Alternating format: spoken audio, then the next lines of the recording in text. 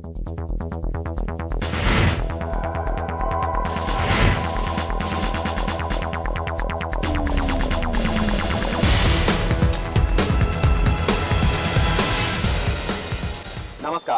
खास मुलाकात में आपका स्वागत है।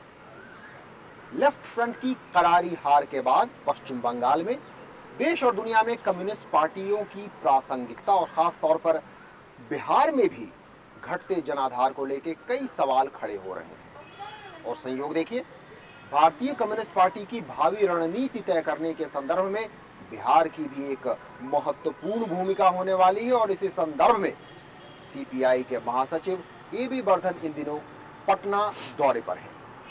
आइए इन तमाम सवालात के जवाब ढूंढने की कोशिश करते हैं खुद वर्धन साहब से।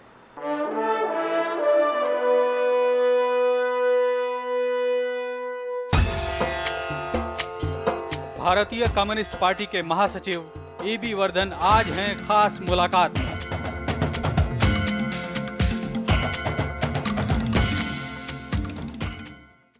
वर्धन साहब, आपका स्वागत है दौरे पर।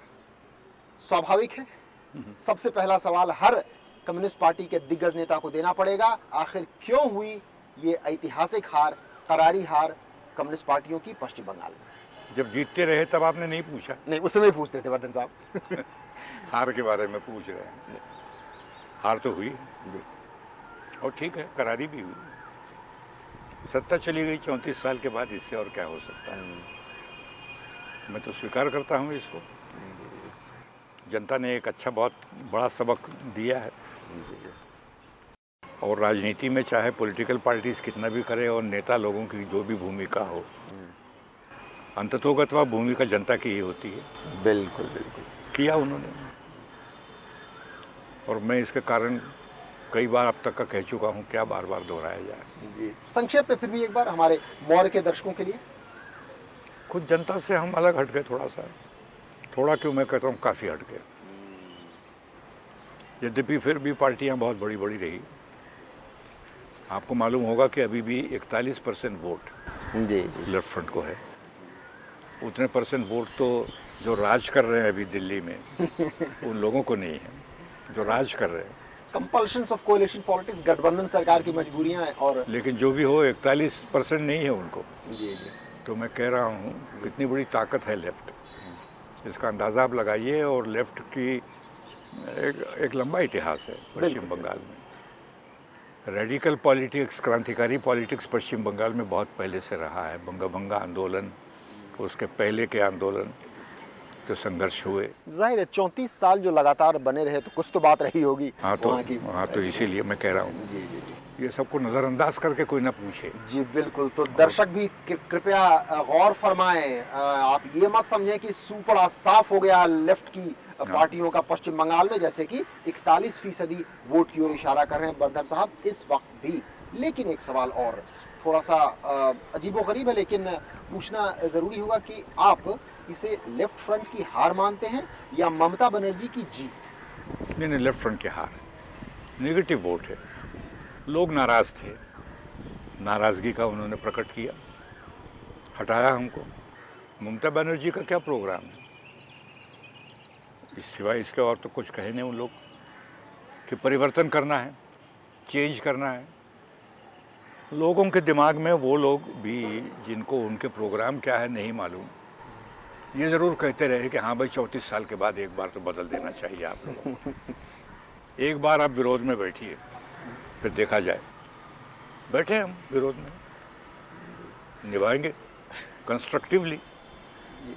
लेकिन वर्धन साहब, लेफ्ट फ्रंट लोग आमतौर पर जानते हैं दर्शक हमारे, लेकिन उसमें सीपीआई भी थी, सीपीएम भी थी, फॉरवर्ड ब्लॉक, आरएसपी वगैरह। और खुद वर्धन साहब ने कहा हुआ है ऑन रिकॉर्ड कि पश्चिम बंगाल में लग रहा था वन सीपीएम ही बिल्कुल एकदम ओवर डोमिनेंस उसका दिख रहा था। ये भी इसका कारण था। अब आपने एक दो बार कही है हार के बाद, इसके पहले आपने इस बात को क्यों नहीं सामने लाया? पहले भी कहा, अब याद दिलाने में क्या मतलब है। लेफ्ट फ्रंट के फंक्शनिंग के बारे में भी मैं कहा कि एक तरफा फंक्शनिंग हो रहा है, एक पार्टी का जो आधिपत्य है लगभग इसी तरह से हो रहा है, और जबकि सबको बराबरी दर्जा मिलना चाहिए, कोई बड़ा हो कोई छोटा हो, पार्टियां बड़ी छोटी हो सकती है, इसमें कोई शक नहीं। कुछ ऐतिहासिक कारणों से, कई और कारणों से, क्योंकि सबसे बड़ी पार्टी सीपीएम थी, वो तो ठीक है। तो कई बार ऐसा होता था कि कई चीजें वो फैसला कर लेते थे, अमल में ले आते थे, परिणाम भुगतने के लिए सब थे हम, और सूचनाएं केवल आपको दे दिया करते थे, मालूम पड़ता था कई दफा पेपर से भी। तो ये तो थी त्रुटियां फंक्शनिंग की।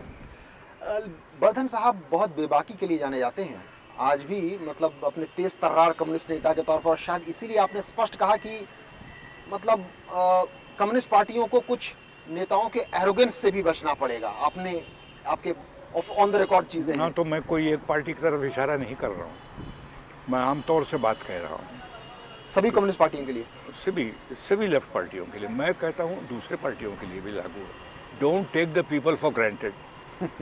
जनता कोई आपके जेब में नहीं है, खीसे में नहीं है, कोई आपने सौदा नहीं कर लिया कि वो आपको हमेशा वोट देते रहेंगे। हर महीने में, हर हफ्ते में, हर दिन उनके साथ ताल्लुक रखना पड़ेगा।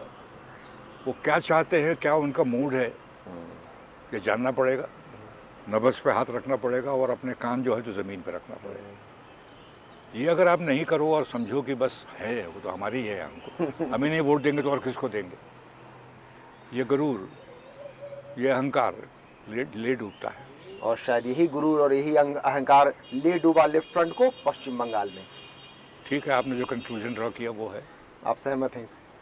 अपनी जगह पर ठीक है जी। तो कुछ आप और स्पष्ट करने के लिए कुछ खास नेताओं का नाम लेके इशारा करना चाहेंगे? नहीं, मैं व्यक्तियों का दोषारोपण करके क्या मतलब है। हार के बाद जब ये आदत है ना, ये आदत बहुत बुरी है। यानी बुद्धिमानों के लिए इशारा ही काफी। हाँ, बस समझने वाले समझ गए। हाँ, जो समझने वाले समझेंगे। तो अगर पश्चिम बंगाल में मिली करारी हार और इससे जुड़ी जो सवालात के बाद अगर हम बिहार में लौटें, तो अभी हाल में उसके थोड़ी दिन पहले बिहार में भी विधानसभा चुनाव हुए थे, करीब 6 महीने पहले। वहां पर भारतीय कम्युनिस्ट पार्टी, मार्क्सवादी कम्युनिस्ट पार्टी, भाकपा, माले सब मिलकर चुनाव लड़े थे, एकजुट होकर। मिलकर लड़े मतलब एक दूसरे के खिलाफ नहीं लड़े, एक दूसरे के खिलाफ नहीं लड़े, लेकिन फिर भी चिंताजनक स्थिति तो है। चिंताजनक, बहुत चिंताजनक, क्योंकि आपको मालूम होना चाहिए कि अकेले में सीपीआई 3 सीट, 5 सीट, उससे अधिक सीट बिहार में पाती रही है। बिहार हिंदी इलाके में एक ऐसी जगह रही है कि जहाँ पर सीपीआई का प्रभाव अच्छा था, विस्तार था, जन आधार था। इससे हम चिंतित हैं, इसमें कोई शक नहीं। तो इस चिंता के निराकरण के लिए कुछ तत्काल कुछ इंतजामात किए गए हैं पिछले 6 महीने के दौरान? किए जा रहे हैं। एक तो पहली बात, हर कॉन्स्टिट्यूंसी में ये पता चलाने की कोशिश हमने की कि जनता का कौन सा हिस्सा हट गया, भाई पता चलाइए, और क्या वजह है। बात मैं कह रहा हूँ ना, जो मैंने पहले कहा कि लगातार अगर आप जनता के टच में नहीं रहे तो एक अलगावपन आ जाता है, दुरावा आ जाता है, एलियनेशन ऑफ द पीपल हो जाया करता है। इससे बचना चाहिए हर एक कम्युनिस्ट पार्टी, क्योंकि जनता के बीच में ही हम काम करते हैं और जनता के ही भरोसे हम कम्युनिज्म ला सकेंगे इस मुल्क के अंदर में, अन्यथा नहीं। किताबें पढ़ करके तो कम्युनिज्म नहीं आने वाला, जनता के बीच में काम करके ही। तो जिस तरीके से हमने देखा कि पश्चिम बंगाल में अगर जनाधार उतनी हद तक नहीं खिसका, फिर भी लेफ्ट फ्रंट की करारी हार हुई। बिहार में तो जनाधार ही खिसकता नजर आ रहा है, केवल एक सीट कम्युनिस्ट पार्टी की हुई, यानी कि चिंता का विषय है और इस ओर आप ध्यान दे रहे हैं। बिल्कुल जी।